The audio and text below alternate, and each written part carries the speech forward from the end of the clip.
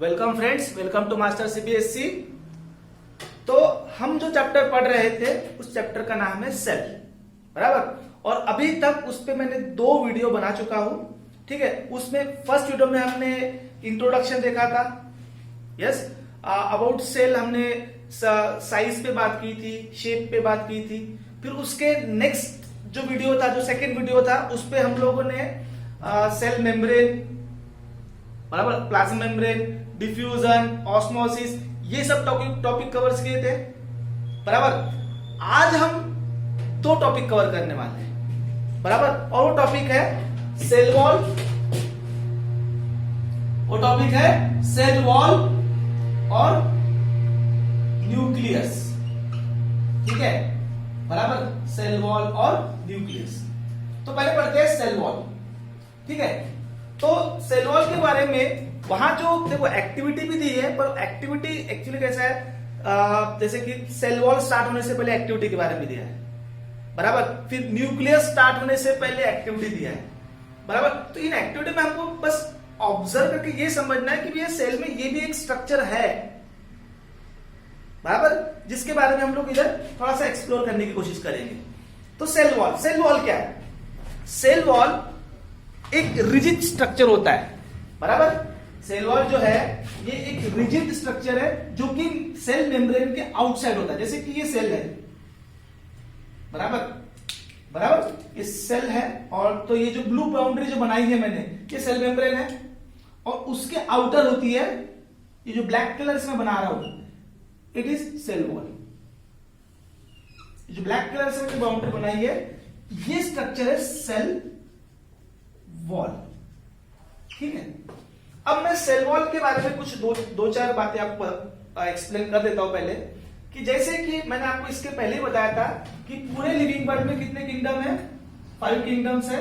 और वो किंगडम्स है, देखो हमको ये आगे आने वाला है, पर हमको थोड़ा सा पता होना चाहिए। तो वो किंगडम्स कौन से? जैसे कि मोनेरा, प्रोटिस्टा, फंगाई, प्लांट और एनिमिलिया। तो देखो, एनिमिलिया मतलब एनिमल्स और प्लांटी मतलब जहां पे प्लांट्स है। तो जो सेल वॉल है इस मोनेरा किंगडम में प्रेजेंट है। यहां के ऑर्गेनिज्म की सेल को सेल वॉल है। प्रोटिस्टा के ऑर्गेनिज्म को भी ऑर्गेनिज्म को सेल वॉल हो भी सकती, नहीं भी हो सकती। अगेन जो फंगा है, इनके भी ऑर्गेनिज्म को सेल वॉल होती है। और प्लांट के भी ऑर्गेनिज्म को सेल वॉल होती है। और एनिमल सेल में सेल वॉल ये स्ट्रक्चर होता ही नहीं है, बराबर। तो देखो, मोनेरा मतलब जो बैक्टीरिया होते हैं, मोनेरा में बैक्टीरिया बिलोंग करते हैं। तो यहां के भी सेल को सेल वॉल है। प्रोटिस्टा में भी सेल वॉल हो भी सकती, नहीं भी हो सकती, मतलब है। फंगाई में भी है और प्लांट में भी है। तो हमको जो 9th में सेल वॉल के बारे में जो बात की गई, वो प्लांट सेल की सेल वॉल के बारे में बोला है, ठीक है। हमको क्या लगता है कि cell wall is always made up of cellulose. अरे प्लांट की सेल वॉल सेलुलोज से बनी होती है, पर क्या सेल वॉल सिर्फ प्लांट में होती है क्या? नहीं, ये तो मोनेरा में भी है, प्रोटिस्टा में भी है, फंगाई में भी है और प्लांट में भी है, बराबर। तो आपको जो एक्सप्लेन किया है वो प्लांट सेल के बारे में बोला है। तो जो प्लांट सेल की जो सेल वॉल होती है वो सेलुलोज से बनी होती है, मेनली सेलुलोज से बनी होती है। ना सिर्फ सेलुलोज, उसके अलावा भी दूसरे मटेरियल होते हैं। अब आप बोलोगे सर सेलुलोज क्या है? तो cellulose is a kind of chemical. Yes, ये एक प्रकार की शुगर ही है, बराबर। एक प्रकार क्या है? ये शुगर ही है, पर ये शुगर के अलग टाइप में से, ग्लूकोज टाइप की नहीं है, ये अलग है, बराबर। ये पॉलीमर है। अभी क्या पॉलीमर क्या है, मोनोमर क्या है, ये सब आपको जैसे जैसे आप आगे बढ़ोगे आपको समझ में आएगा, ठीक है। अभी 9th में तो आप इतना ही समझो कि cellulose is a kind of polysaccharide, बराबर, जो कि एक शुगर का प्रकार ही है, ठीक है। तो जो प्लांट की सेल वॉल है वो सेलुलोज से बनी होती है। और ये नेचर में कैसी होती है? रिजिड। और ये नेचर में कैसी होती है? रिजिड, ठीक है। रिजिड का मतलब होता है जो फ्लेक्सिबल नहीं होता। जैसे कि सेल मेम्ब्रेन कैसी फ्लेक्सिबल होती है, मतलब अगर फ्लेक्सिबल जैसे कि बलून होता है, बलून में जब हवा भरते हो तो जो बलून की जो वॉल होती है वो स्ट्रेच होती है, जब हवा निकलती है तो कॉन्ट्रैक्ट होती है। ऐसे स्ट्रक्चर को हम लोग फ्लेक्सिबल बोलते हैं, बराबर। और जो रिजिड होता है, जैसे कि दीवार है, जैसे कि बोर्ड है, इसको मैं अगर ऐसा मारूंगा तो ये फ्लेक्सिबल है कि नहीं, ये रिजिड है। हाँ, उतना चाहिए कि अगर मैं और ज्यादा फोर्स से मारूंगा तो ये ब्रेक होगा, पर ये फ्लेक्सिबल मतलब ये इलास्टिक नेचर का नहीं है, बराबर। तो जो सेल वॉल है ये रिजिड होती है, बराबर। सेल वॉल कैसी होती है? रिजिड।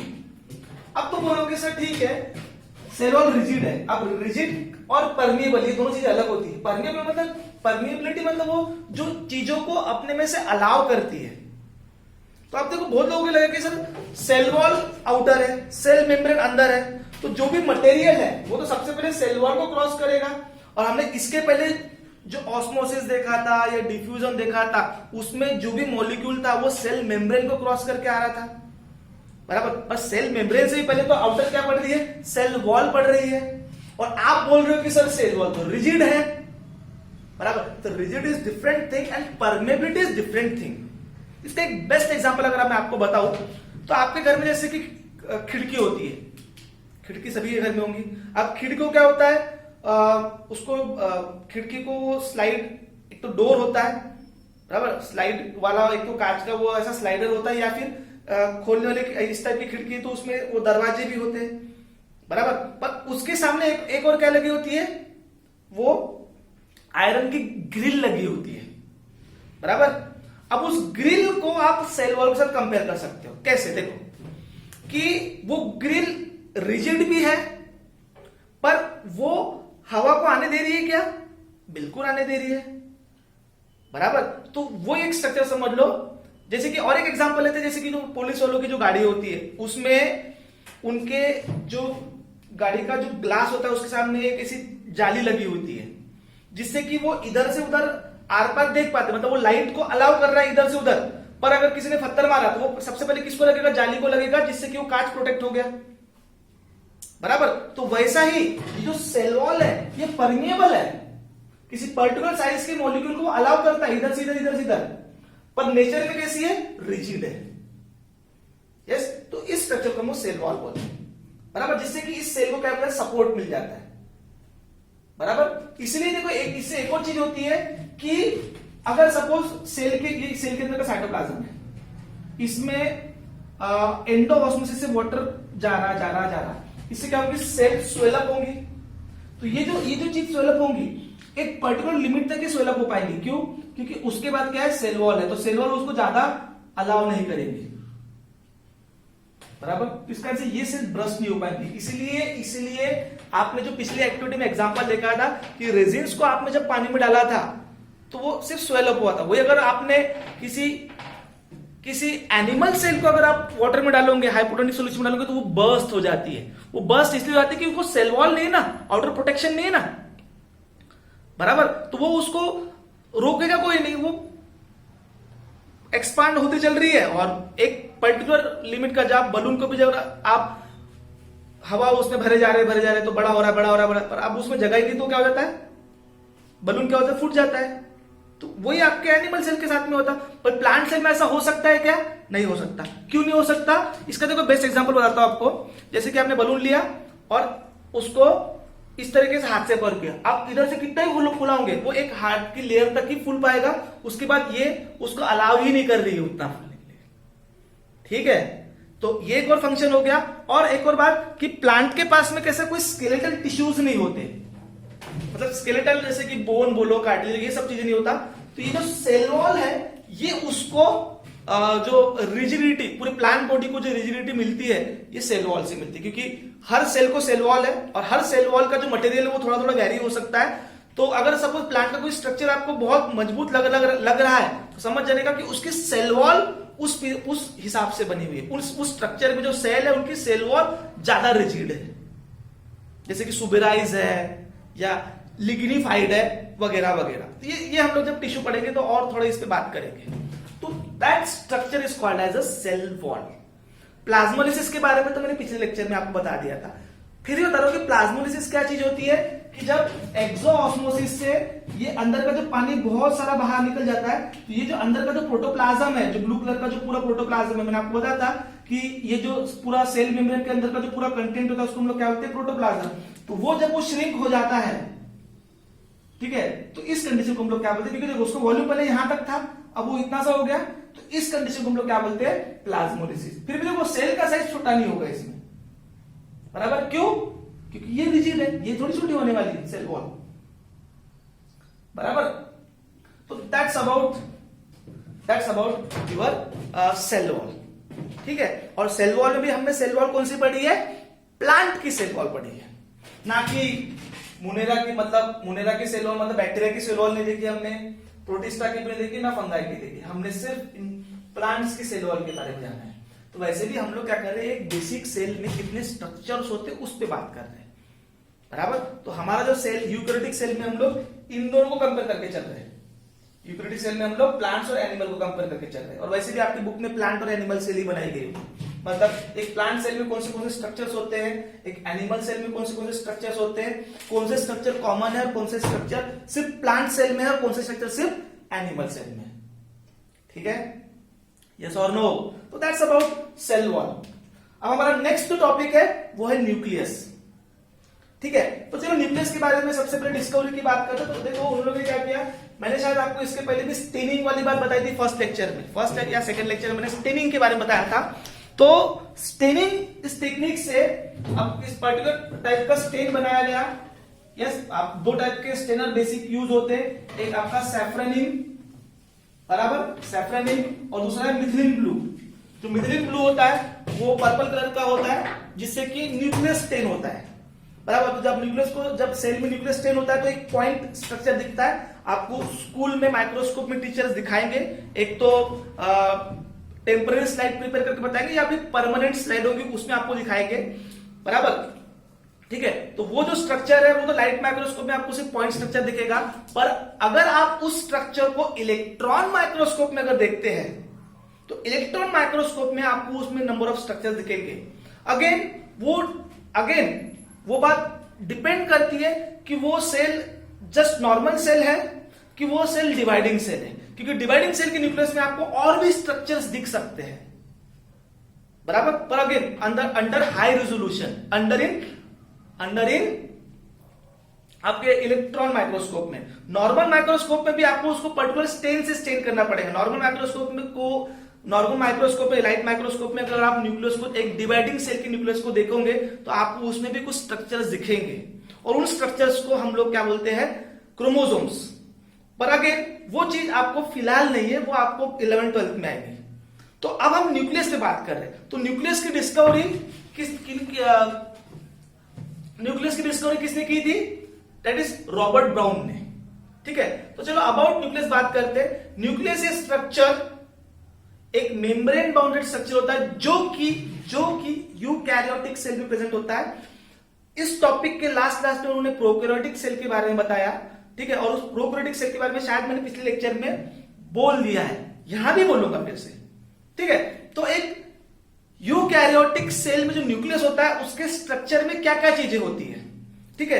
तो जो न्यूक्लियस होता है it is a membrane bounded structure. मैं डायग्राम बना के दे रहा हूं आपको, यस। तो मेम्ब्रेन बाउंडेड स्ट्रक्चर है और उसमें भी डबल मेम्ब्रेन, दो मेम्ब्रेन होती है उसको, ठीक है। न्यूक्लियस को दो मेम्ब्रेन होती है,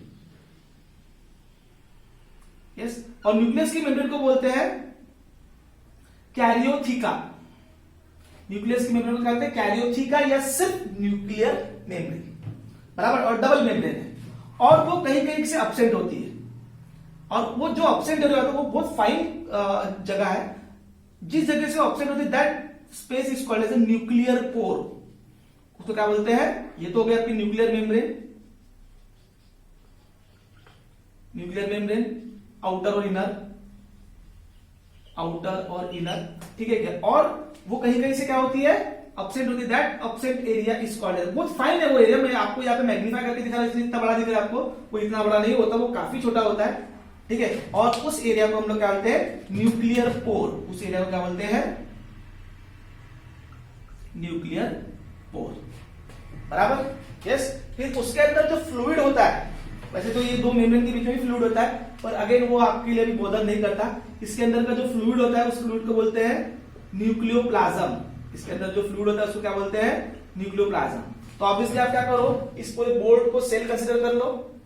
ये अराउंड हो गया, ये हो गई इसकी सेल मेम्ब्रेन। उसके बाद में सेल वॉल अगर है तो ठीक, अगर एनी प्लांट सेल तो सेल वॉल, अगर नहीं है तो एनिमल सेल है तो सिर्फ सेल मेम्ब्रेन। ये साइटोप्लाज्म पूरा, ठीक है क्या? और सॉरी, ये पूरा क्या होगा?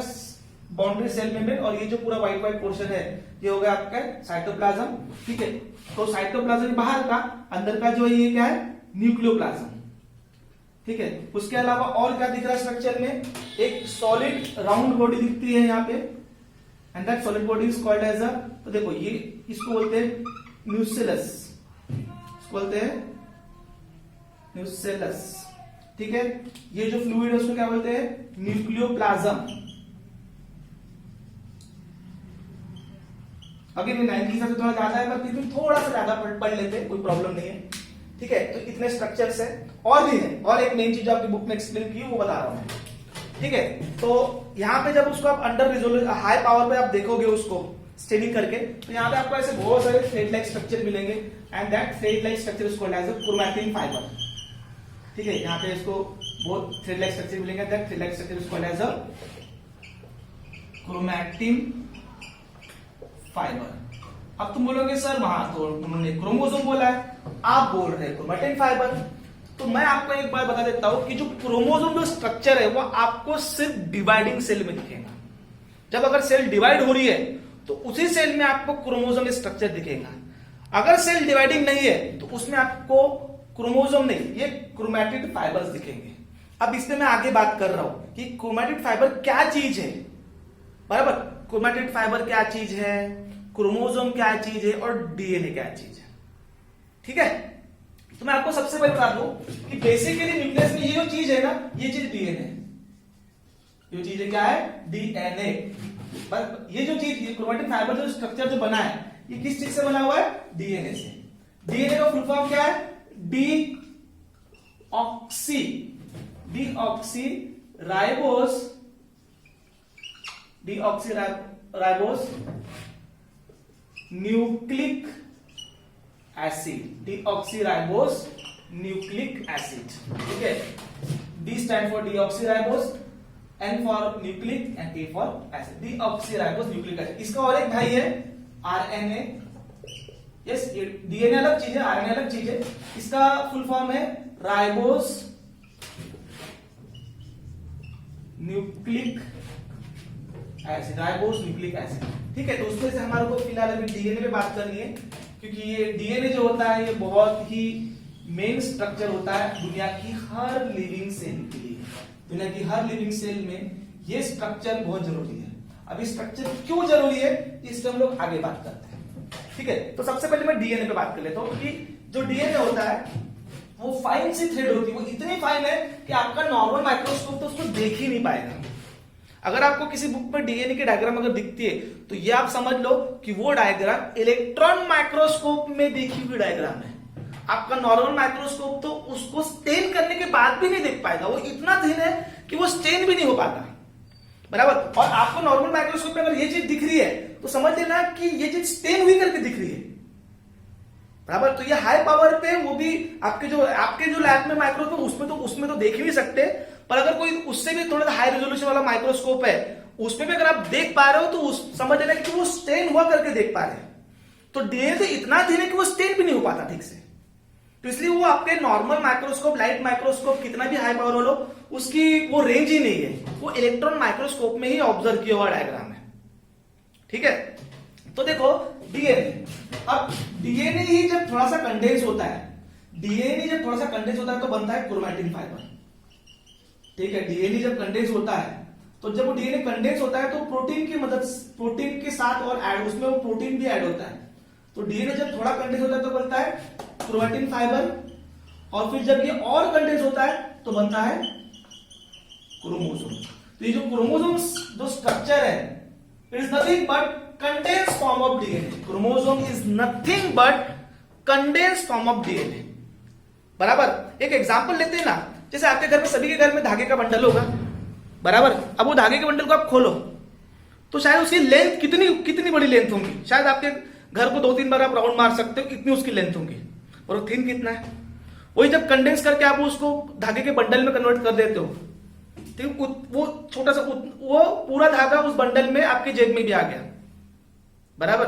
तो वैसा ही क्रोमोसोम है, बराबर। डीएनए काफी लॉन्ग होता है, काफी थिन होता है, तो वो जब थोड़ा कंडेंस होता है प्रोटीन की मदद से, तो पहले बनता है क्रोमैटिन फाइबर, और वो क्रोमैटिन फाइबर जब और कंडेंस होते हैं, तो जब कंडेंस हो तो लेंथ कम होती चलती है पर थिकनेस बढ़ती चलती है। तो वही जो स्ट्रक्चर है, उस स्ट्रक्चर को बोलते हैं क्रोमोसोम। इस पे और डिटेल है बेटा, पर ये अगर 11th-12th होता तो शायद मैं और डिटेल बोलता और स्ट्रक्चर से बात करता, पर आप 9th-12th में इतना तो समझ के चलो कि chromosome is nothing but condense form of DNA, बराबर। और वो डीएनए प्लस प्रोटीन, पहले वो क्रोमैटिन फाइबर, फिर और वो जब कंडेंस होता है तो क्रोमोसोम। तो समझ लेना कि ये जो फाइबर आपको जब दिख रहा है, तो ये सेल एक डिवाइडिंग सेल है, ये न्यूक्लियस भी डिवाइडिंग सेल का न्यूक्लियस है, ये आगे चल के और कंडेंस होगा और क्रोमोसोम बनेगा। और अगर नॉन डिवाइडिंग सेल है तो आपको इसमें कुछ नहीं दिखने वाला है, क्योंकि वो इतना थिन है कि आपका माइक्रोस्कोप उसको रिजॉल्व ही नहीं कर पा रहा है। अगेन, तो ये हो गया न्यूक्लियस के स्ट्रक्चर के बारे में, डीएनए के बारे में, क्रोमोसोम के बारे में। अब आप बोलोगे सर डीएनए क्यों जरूरी है, बराबर। डीएनए सेल के लिए जरूरी क्यों है, तो थोड़ा 10 मिनट एक्स्ट्रा बोलूंगा, पर ये कंसेप्ट आपका क्लियर हो जाएगा, बराबर। तो देखो कैसा है कि हमारी जो लिविंग सेल होती है, दुनिया की कोई भी लिविंग सेल अगर वो जिंदा है, तो उसमें क्या होते हैं, नंबर ऑफ केमिकल रिएक्शंस होती रहती है। अगेन आई रिपीट, दुनिया की जो लिविंग सेल है, ये एक्स्ट्रा है थोड़ा, पर आप थोड़ा समझ लो कि दुनिया की जितने भी लिविंग सेल्स है, बराबर, तो अगर वो लिविंग है तो उनमें कंटिन्यू कुछ ना कुछ केमिकल रिएक्शंस होते रहती है, बराबर। और वो जो केमिकल रिएक्शंस होती है, उनको कंप्लीट करने के लिए एक स्पेशल टाइप का प्रोटीन लगता है, उन प्रोटीन को हम लोग एंजाइम्स बोलते हैं, बराबर। उन रिएक्शंस को कंप्लीट होने के लिए एक स्पेशल टाइप का प्रोटीन लगता है, और उस प्रोटीन को हम लोग क्या बोलते हैं, एंजाइम्स। अगर अभी 10th होता तो मैं कैटलिस्ट बोलता, ठीक है। तो समझ लो कि एंजाइम्स या प्रोटीन की जरूरत पड़ती है किसी भी रिएक्शन को सेल में कंप्लीट होने के लिए, और ये प्रोटीन स्पेसिफिक है, और ये प्रोटीन क्या है, स्पेसिफिक है, मतलब हर रिएक्शन के लिए अलग अलग है, ठीक है, मतलब अलग अलग तरीके के प्रोटीन अलग अलग केमिकल रिएक्शन के लिए, ठीक है। इतनी बात समझ में आ गई। अब क्या है, ये जो प्रोटीन है आपके बॉडी में फूड से नहीं मिलते, ये प्रोटीन आपके बॉडी में बनते हैं।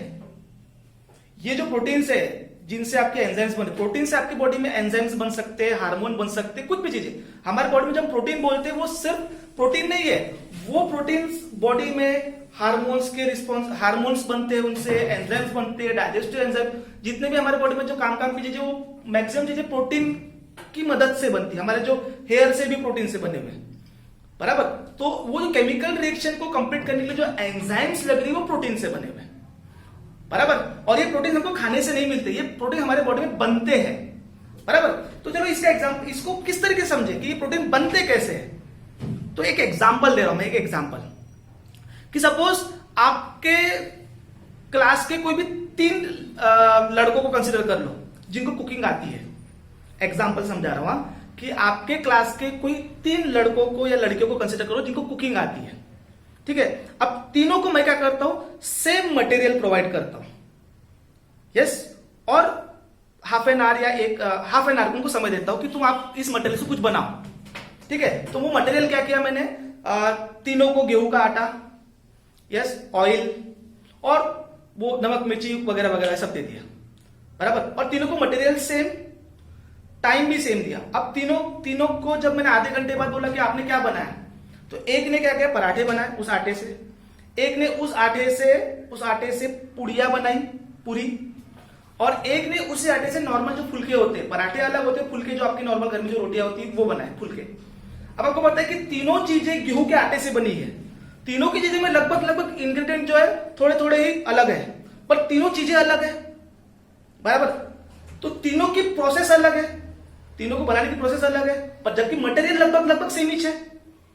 तो आप इन शॉर्ट अगर हम बोले तो तीनों के क्या फॉर्मूलेज अलग है, पराठे बनाने का फॉर्मूला अलग, मतलब उसी मटेरियल का फॉर्मूला अलग तरीके से यूज करके पराठा बनता है, उसी से अलग यूज किया तो उससे क्या बनता है, फुल्का बनता है या रोटी बनती है, और उसी को अलग तरीके से यूज किया तो पूरी बनती है, बराबर, ठीक है क्या। हाँ, तो यही चीज मैंने कि फॉर्मूला अलग है, तो मटेरियल सेम, तो हमारे बॉडी में जो खाने से हमको जो मटेरियल जा रहे हैं उस मटेरियल का यूज करके प्रोटीन बनाना है अलग अलग टाइप के, तो ऑब्वियसली अलग अलग टाइप के फॉर्मूलेस लगेंगे। तो वही फॉर्मूला डीएनए पे प्रेजेंट होता है, वही जो कोडिंग होती है प्रोटीन को बनाने की जो कोडिंग होती है वो डीएनए पे प्रेजेंट होती है। और डीएनए का वो एरिया जिसपे किसी पर्टिकुलर एंजाइम या प्रोटीन बनाने की जो इंफॉर्मेशन होती है, बराबर, अगेन आई रिपीट, डीएनए का वो एरिया जिस पे किसी प्रोटीन की इंफॉर्मेशन होती है, उसी एरिया को, उस डीएनए को हम लोग क्या बोलते हैं, जीन। यही चीज जीन है। मतलब ये बड़ा सा अगर डीएनए है, इस पार्ट में अगर सपोज टू बी ये बड़ा सा कोई डीएनए और इस पर्टिकुलर पार्ट पे किसी प्रोटीन की information, suppose to be protein A की इंफॉर्मेशन, यहां पे प्रोटीन बी की इंफॉर्मेशन, तो ये इतना जो पार्ट हो गया ये हो गया जीन। यस, जीन ए मतलब वो जीन जो प्रोटीन ए को बना रहा है, जीन बी जो प्रोटीन जीन बी को बना रहा है, मतलब प्रोटीन बी को बना रहा है। तो उस सेगमेंट को हम लोग क्या बोलते हैं, उस पर्टिकुलर सेगमेंट को डीएनए को हम लोग कहते हैं जीन। तो gene is nothing but part of DNA, इसलिए डीएनए इंपॉर्टेंट है। हम लोग क्या बोलते हैं कि जीन जीन जीन, पर जीन क्या है, डीएनए का तो पार्ट है, डीएनए ही तो है। डीएनए को पर्टिकुलर पार्ट जिसपे किसी पर्टिकुलर प्रोटीन की इंफॉर्मेशन है, अंडरस्टैंड। तो इस तरीके से डीएनए हर कैरेक्टर के लिए रिस्पॉन्सिबल हो जाता है, इसलिए मोस्ट इंपॉर्टेंट फैक्टर बोला था सेल का, किसको, डीएनए को। हम लोग कहते हैं कि न्यूक्लियस जो पूरे सेल को चलाता है, पर न्यूक्लियस में मेन चीज क्या है, डीएनए। न्यूक्लियस में मेन चीज क्या है, डीएनए, बराबर। और डीएनए किस तरीके से जरूरी हो गया, समझ में आ गया हमारे को, ठीक है। तो अब ये कि ये डीएनए अगर न्यूक्लियस के अंदर है तो यूकैरियोटिक सेल, और वही न्यूक्लियस अगर डीएनए अगर सेल में से खुला पड़ा है तो जिसको न्यूक्लियोइड बोलते हैं, तो प्रोकैरियोटिक सेल। पर डीएनए इज कॉमन थिंग, बराबर। डीएनए फिर जीन अलग अलग प्रोटीन तो अलग अलग टाइप की सेल, पर डीएनए इज कॉमन थिंग। तो that's about your nucleic acid, that is DNA and genetic material about nucleus. फिर लास्ट क्लास में उन्होंने प्रोकैरियोटिक सेल के बारे में बताया। तो प्रोकैरियोटिक सेल के बारे में मैंने आपको ऑलरेडी बता दिया कि प्रोकैरियोटिक सेल के पास में मेम्ब्रेन बाउंडेड न्यूक्लियस नहीं होता। प्रोकैरियोटिक सेल इस मोनेरा किंगडम को फॉलो करती है। ज्यादातर प्रोकैरियोटिक, लगभग पूरी प्रोकैरियोटिक यूनिसेलुलर है। इनको सेल वॉल हो भी सकती, नहीं भी हो सकती। ये एक्वाटिक भी हो सकते हैं, टेरेस्ट्रियल भी हो सकते हैं। इनके पास में फ्लैजेला भी। फ्लैजेला क्या चीज है, मैं आपको फिर कभी बताऊंगा आगे चल के, आगे के लेक्चर में कि इनको फ्लैजेला हो भी सकता है, क्योंकि अगर ये मोटा ही नहीं तो फ्लैजेला होगा इनको, और अगर नहीं है तो नहीं होगा, बराबर। ये पैरासिटिक नेचर के हो सकते हैं, मतलब दूसरों की बॉडी में भी हो सकते हैं। ये ऑटोट्रॉपिक भी हो सकते हैं, ये हेटरोट्रॉपिक भी हो सकते हैं, ये जमीन पे भी रह सकते हैं, मिट्टी में भी रह सकते हैं, पानी में भी रह सकते हैं। ये दुनिया के हर हैबिटेट में पाए जाते हैं बैक्टीरिया, ठीक है। तो that's about eukaryotic, that's about prokaryotic cell, जो कि मोनेरा किंगडम को फॉलो करते हैं। And they having also DNA, बराबर। ऐसा नहीं कि न्यूक्लियस में डीएनए होता है, उनके पास भी डीएनए होता है, इतना लेकिन न्यूक्लियस नहीं होता उनके पास। उनका डीएनए से खुला पड़ा होता है। और उस डीएनए को बोलते, उस वहां के उसके डीएनए को क्या बोलते हैं, न्यूक्लियोइड। क्या बोलते हैं, न्यूक्लियोइड। तो दैट्स अबाउट न्यूक्लियस, अंडरस्टैंड। अब आगे की बातें हम लोग नेक्स्ट लेक्चर में सीखेंगे, जो कि हमारा साइटोप्लाज्म और सेल ऑर्गेनल पे बात करेंगे। हमारा अब सेल हो गया। सेल में देखो क्या क्या हो गया, हमने जब सेल को पहले 3 पार्ट में डिवाइड किया था, सेल मेम्ब्रेन, न्यूक्लियस और साइटोप्लाज्म। तो सेल मेम्ब्रेन हो गया, सेल वॉल भी हो गई और न्यूक्लियस भी हो गया। अब हम लोग साइटोप्लाज्म पे बात करेंगे और फिर जो उनमें प्रेजेंट सेल ऑर्गेनल्स होते हैं उस पर बात करेंगे, ठीक है। तो चलो मिलते हैं नेक्स्ट लेक्चर में, बाय।